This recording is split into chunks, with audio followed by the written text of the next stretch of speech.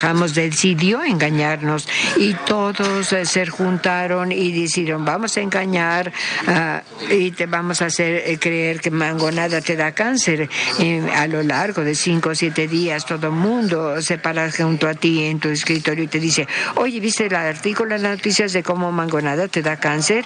Uno por uno lo hacen y no te das cuenta que están trabajando juntos. Al final de la semana empiezas a cuestionarte tus creencias y dices, a lo mejor debo de dejar de consumir este producto. Tal vez es posible que esto que he disfrutado realmente es peligroso para mí, debido a que la información te llega de manera muy decepcionante.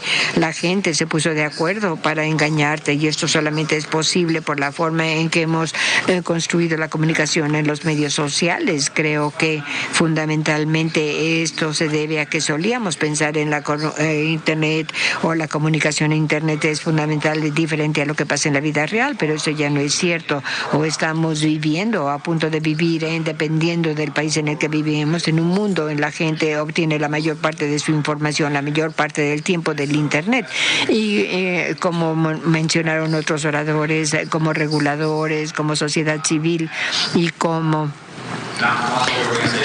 organizaciones no lucrativas o grupos sin intereses como compañías, tenemos que empezar a poner nuestros valores de la vida real, de lo que es importante para nosotros, de aquello en lo que creemos, los pilares de nuestras sociedades, y tenemos que codificar esto en nuestra comunicación digital también. Como mencionó Justin, hay cosas como la privacidad, hay cosas como la transparencia, son cosas como la honestidad, como la facilidad de comunicación de unos con otros. Debemos tener la comunicación digital en los mismos estándares en los que sostenemos la comunicación en la vida real. Y para cerrar, yo creo que, como se ha mencionado previamente, el tamaño de este problema es similar a fenómenos globales complejos como puede ser cambio climatológico. Es un problema realmente masivo. Muchas organizaciones están involucradas y el impacto sobre la gente que se ve afectada por este problema son muy complejos y muy diferentes. Creo que es importante recordar que hay soluciones a corto plazo, a otros a medio plazo y otras soluciones a largo plazo. Hablamos del alfabetismo literal. Esto puede llevarse toda una generación para estar correcto, para tener un impacto en la forma en que la sociedad consume información. Es una solución a largo plazo. Es importante esperarla ahora, pero no debemos esperar una solución del problema rápidamente. Una solución a mediano plazo puede ser la regulación. Tal como se mencioné, en la mayoría de las democracias hay regulaciones que guían al uso de los medios para influenciar la opinión pública, especialmente cuando hablamos de política. Pero, como ustedes saben, esta consume mucho tiempo el pasar esta información y es algo muy complicado. Es una solución a mediano plazo, no vas a tener soluciones rápidas, pero hay rápidamente a corto plazo trabajar con los medios, informar al público sobre estas campañas de mala información, tal como se presenta, cambiar la forma de garantizar la integridad de nuestras elecciones para anunciar y analizar el discurso público, asegurándonos de que la forma en que nosotros nos comunicamos con el público sobre los peligros de consumir y compartir información, fijar expectativas muy elevadas, soluciones a corto plazo son cosas que podemos adoptar inmediatamente para informar al público y empezar a conformar los medios en las conversaciones a largo plazo necesarias para solucionar ese problema a mediano y largo plazo. Gracias, profesor. Te damos la bienvenida a Alba Mora. Qué gusto tenerte aquí. Además, es una mujer entre todos los panelistas, pues ya nos hacía muchísima falta y deseo que en los próximos paneles pueda ser así. Voy a hacer una pequeña presentación sobre Alba. Hace periodismo visual y digital. Actualmente es la productora ejecutiva del canal Al Jazeera en español. Antes de eso, Alba estaba a cargo de la operación de video del diario El País en América. Se trasladó a vivir a México en el 2011, donde trabajó de productora interactiva para la agencia AP. Nacida en Girona, España, ha dirigido, producido y filmado documentales en la India, Colombia, Nicaragua, Ecuador y Camerún. En el 2013 ganó el premio Gabriel García Márquez de periodismo junto al fotoperiodista de AP, Esteban Félix, por el trabajo Azúcar Amargo. Realizó la maestría en cine documental y multimedia en la Universidad de Berkeley. En el 2009 le otorgan una beca para trabajar en la productora de documentales de Werner Herzog. Alba se licenció en Comunicación Audiovisual en la Universidad Pompeu Fabra de Barcelona en el 2005. Bienvenida, Alba. Muchas gracias. ¿Me escuchan bien? Sí. Bueno, primero quería empezar para enmarcar un poco el tema de los medios digitales y en específico el canal en el que estoy a cargo ahorita, que es de AJ+. AJ+ es un canal que vive en las redes sociales, vive en Facebook, vive en Twitter y conecta con toda esa generación, no solo de mexicanos, sino de latinoamericanos, de hispanohablantes por todo el mundo, que no reciben su información a través de los medios de comunicación tradicionales. Es una generación que no compramos prensa escrita, que no tenemos un televisor en la casa, y que recibimos toda la información a través del celular. Entonces, el canal AJ+ conecta con esta audiencia y lo hace a través de videos que muchas veces se vuelven virales. Estamos hablando de 40, 50 millones de reproducciones, de 300.000 compartidos, etc. Ahora, ¿por qué estoy aquí yo hoy? Estoy aquí porque acabamos de lanzar un proyecto que no tiene precedentes en México ni en América Latina. Es un proyecto periodístico colaborativo que se llama Verificado 2018. ¿Qué es Verificado 2018? Es una iniciativa que reúne a más de 60 medios, universidades, organizaciones, para juntos, colaborativamente, hacer un ejercicio de fact-checking y verificación de las noticias falsas que corren por internet, igualmente las campañas de desinformación y todo eso. Entonces, a partir de una formación que hemos hecho de periodistas y estudiantes, una formación justamente que tiene mucho que ver con media literacy, con esta educación mediática, para periodistas en específico, para estudiantes en específico, para que todos juntos consigamos desmentir noticias que corren, y no me refiero a una cadena inocente de WhatsApp, me refiero a, por ejemplo, esta semana desmentimos un video en el que salía un discurso manipulado de un político, en este caso Anaya, el candidato del PAN, que estaba manipulado, pero es que claro, estamos hablando de un video que fue compartido 200.000 veces en Facebook. Y no estoy hablando de reproducción, estoy hablando de compartidos. Y eso ocurre con todos los candidatos, ¿no? Entonces, y partidos y todo eso. Entonces, lo que estamos haciendo es una colaboración enorme en la que nos hemos juntado muchísimos medios de todos los colores, ya sea de radio, televisión, digitales. La idea es hacer, justamente, la idea es asumir esta responsabilidad como periodistas, pero también como ciudadanos, y en ese sentido es una iniciativa muy abierta. Vamos a tener un canal de WhatsApp también, hay un hashtag que es quiero que verifiquen, para cuando cualquier ciudadano reciba una fotografía, una cadena de WhatsApp, un tweet que le resulte que no fiable, que nos la mande y nosotros podemos verificar. Tenemos una redacción ahora mismo funcionando solo para verificado de más de 15 periodistas. Y el papel de AJ+ en este contexto es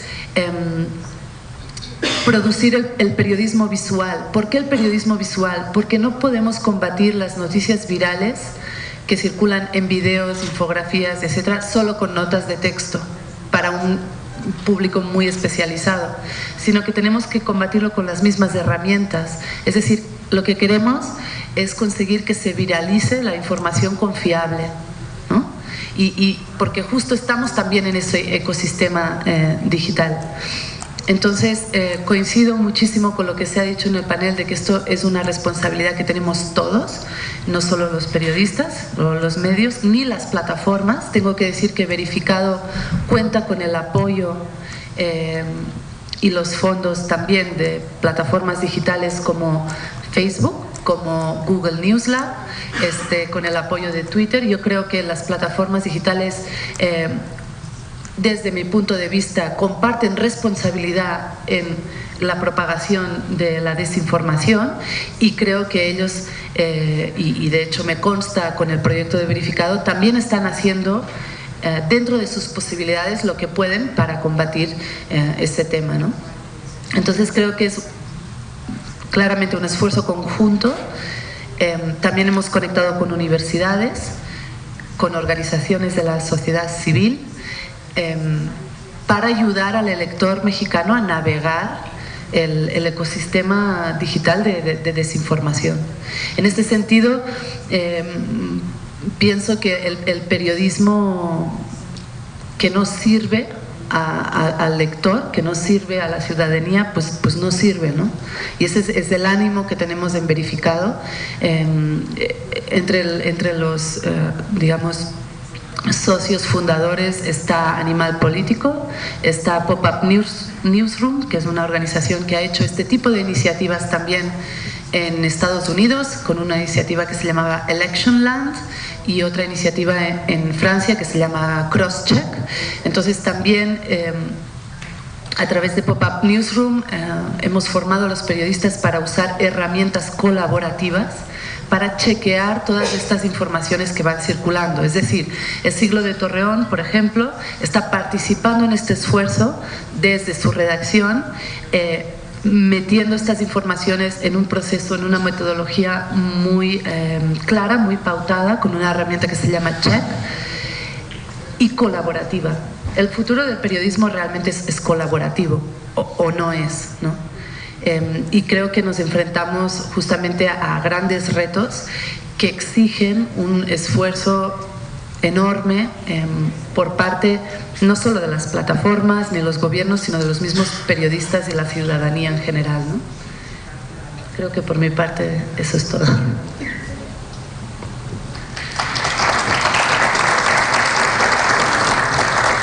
Muchas gracias, Alba. Voy a presentar ahora a Gonzalo Rojón. Él es licenciado en Economía por el ITAM.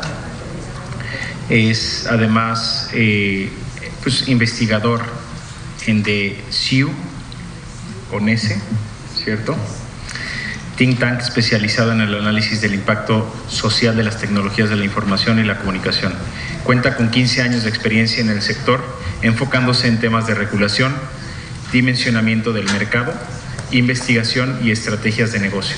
Es un líder de opinión en materia de mercado y regulación de las tecnologías de la información, menciones en medios de comunicación regionales y foros de industrias creativas. Bienvenido, Gonzalo. Gracias, Juan Pablo. Un saludo a todos y muchísimas gracias a las comisiones por la invitación y sobre todo por organizar este tipo de foros que me parece que son muy necesarios ahora más que nunca ante este problema tan fuerte que tenemos.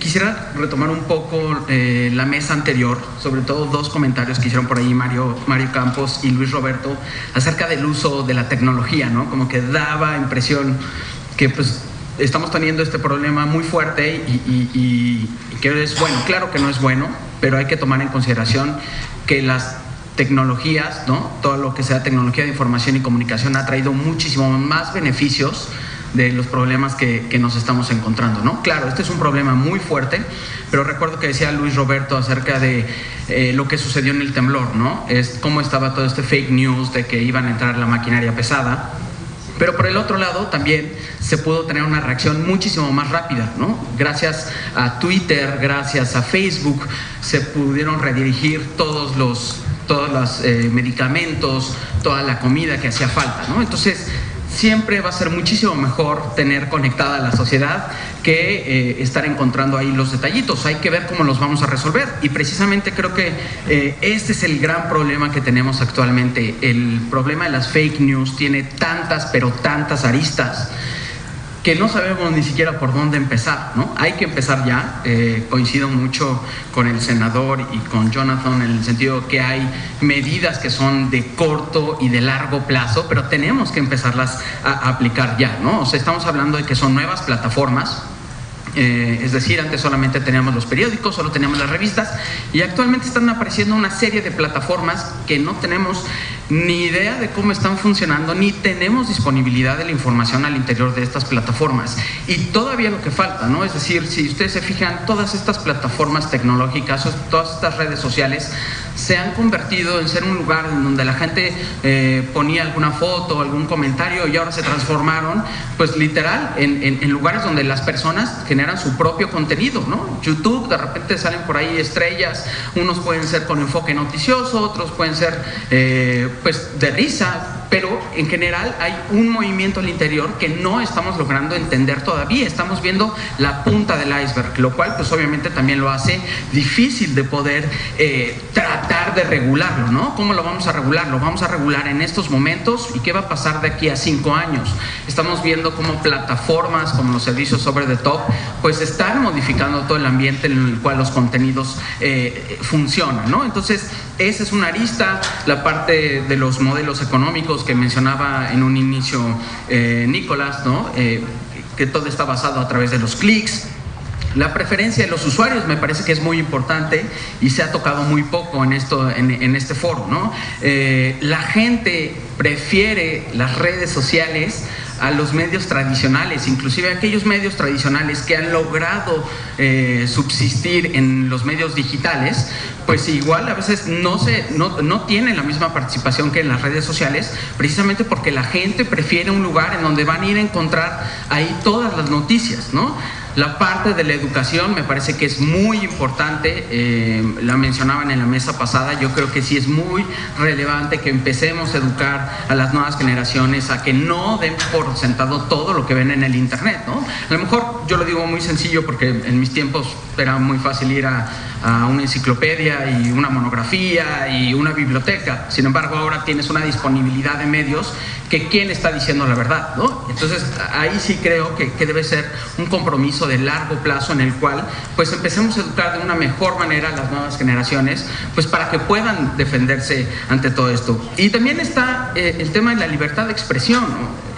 ¿Qué, si vamos a poner alguna reglamentación, qué es lo que vamos a reglamentar? ¿Qué es verdad? ¿Qué no va a ser verdad? ¿Hasta en qué momento un ciudadano va a poder decir lo que se le antoje? ¿O en qué nos vamos a basar, ¿no? Entonces me parece que hay una línea muy delgada entre la libertad de expresión y lo que se puede regular, y esa es parte de todo este problema. Ahora, México, estamos viendo todos estos problemas a nivel internacional, se acercan unas elecciones federales en el país y México no es la excepción. Como pueden ver, de mi lado izquierdo tengo una gráfica de cómo usamos los mexicanos la banda ancha móvil, y me gustaría que vieran, y me estoy enfocando en la banda ancha móvil porque es prácticamente la que tiene una mayor penetración, ¿no? Hay que recordar que hay 115 millones de líneas móviles en el país, de los cuales 100 millones son smartphones o teléfonos inteligentes, y este es el uso que le dan a la banda ancha. Por favor, vean los 3 primeros rubros: es mensajería instantánea, revisar redes sociales y búsqueda de información. Y los demás, pues ya vemos cómo empiezan a caer significativamente, ¿no? O sea, revisar correo electrónico pasa de 38% a búsqueda de información 55%. Y de ahí, revisar redes sociales nos vamos a 81%. Y esas flechitas que ven sobre el primer rubro, que es mensajería instantánea, nos está indicando que creció 7 puntos porcentuales en tan solo un año. Entonces vean, está creciendo a pasos agigantados, y básicamente en donde de todos los problemas que hemos estado hablando, que es Facebook, que es la mensajería instantánea, WhatsApp, que es por donde se está difundiendo también mucha información falsa, pues son los rubros más importantes que tenemos en el país. Un poquito más abajo pueden ver cuáles son las redes sociales más utilizadas en México, que esto es parte de lo que hace el equipo de Social Intelligence Unit, toda esta información. Entonces, a leguas tenemos un problema muy grande, ¿no? Me parece que estamos llegando muy tarde a este tipo de discusiones. Aún tenemos mucho que recorrer, pero qué mejor que empezar ahorita para tratar de solucionar esto. Ahora, yo no soy muy partidario de que las empresas, y coincido mucho con Aaron, que las empresas sean las responsables de tener que educar a la gente, ¿no? Pero me parece, y como pueden ver en la gráfica, es el lugar número 1 en donde están accediendo a este tipo de contenido. Entonces, qué mejor que empezar en estos momentos como un primer saque, como una primera solución, pues empezar a meter un poco de presión a estas redes sociales. Sé que lo están haciendo de manera voluntaria, ¿no? Nos platicabas un poco de toda esta, de Verifica, ¿no? Toda esta colaboración tan importante que se está haciendo, muy valiosa. Pero yo creo que adicionalmente, yo creo que hay que meter un poco de presión a estas compañías, que por cierto, las 3, 4 primeras pertenecen al mismo conglomerado, ¿no? Entonces, es muy importante que lo hagamos. Ya vimos lo que sucede en otros países, y así como ha tirado dictaduras, todas las redes sociales, el internet, pues también puede tirar democracias, ¿no? Entonces, es muy importante que actuemos ya. Y me parece que es un poco la forma de la cual lo podemos empezar a solucionar en este momento. Gracias. Muchísimas gracias, Gonzalo. Ahora viene Luis Fernando García, Tumboleán, ¿no? Twitter, como lo seguimos algunos. Es licenciado en Derecho por la Universidad Iberoamericana, candidato a maestro en Derecho Internacional por la Universidad de Lund en Suecia. Es director ejecutivo de la Red en Defensa de los Derechos Digitales, organización mexicana dedicada a la defensa de los derechos humanos en el entorno digital, para lo cual utilizan herramientas legales y de comunicación para hacer investigación de políticas, litigio estratégico, incidencia pública y campañas con el objetivo de promover los derechos digitales en México. En particular, la libertad de expresión, la privacidad, el acceso al conocimiento y la cultura libre. Bienvenido. Muchas gracias por la invitación y una disculpa porque lo primero que tengo que decir es que pensé muy fuerte si sí subirme a esta mesa o no subirme de último minuto, porque me di cuenta que Alba es la única mujer que está en todo el evento y no sé si tomo la decisión correcta de quedarme en la mesa, pero me voy a quedar principalmente porque escuché cosas muy preocupantes y muy peligrosas en la mesa anterior. Y me interesa mucho poder presentar una visión desde los derechos humanos para este tema, ¿no? Entonces, pues sí, creo que en el 2018 esto no puede volver a pasar, ¿no? O sea, seguir pasando que solamente hay una mujer en un panel que dura como 6 horas, ¿no? Pero bueno, entrando en el tema, creo que lo primero que tenemos que pensar es para poder resolver un problema tenemos que saber qué problema nos estamos enfrentando y tenemos que ser muy honestos y honestas en si sabemos o podemos saber lo que necesitamos saber para resolver ese problema. Un doctor, un cirujano no puede operar a una persona sin saber de qué está enferma o qué le duele o qué está roto o qué hay que reparar, ¿no? Y creo que hay algunas cosas que sabemos del problema y hay cosas que no sabemos del problema. Entonces, antes de operar, y voy a hacer la analogía de la operación y de la cirugía con la regulación, asegurémonos de que tenemos la información suficiente antes de operar, porque puede ser fatal. Si intentas operar a alguien sin saber exactamente de qué está enfermo, lo puedes matar, ¿no? No es como que, bueno, pues voy a operar a ver si sirve, y si sirve, pues a lo mejor lo curo y luego vemos. Creo que no es así, ¿no? Y en este caso también es muy preocupante, sería muy preocupante si se diseñan soluciones legislativas que no tienen un diagnóstico correcto. Y creo que para empezar a dibujar el diagnóstico, creo que lo primero que habría que decir es que este no es un problema nuevo, que este ni siquiera es un problema necesariamente asociado a las tecnologías digitales. Desde que soy niño, a mí me han mentido en la televisión y en los periódicos toda mi vida. Todos los días de mi vida, ¿no? Y cuando se hablaba en la mesa anterior de la falta de credibilidad de los medios de comunicación, pues habría que pensar por qué esos medios de comunicación tradicionales tienen una baja credibilidad, qué han hecho los propios medios para generar esa credibilidad, qué han hecho la clase política para contribuir a la falta de credibilidad de los medios de comunicación. Y cómo es esa falta de credibilidad de los medios de comunicación la que ha generado también las condiciones para que pues, le tengamos más credibilidad a una nota de WhatsApp que no tiene citas ni fuentes ni nada. Se nos hace razonable creerle más a esa cadena de WhatsApp que al noticiero de las 10 de la noche del canal más visto.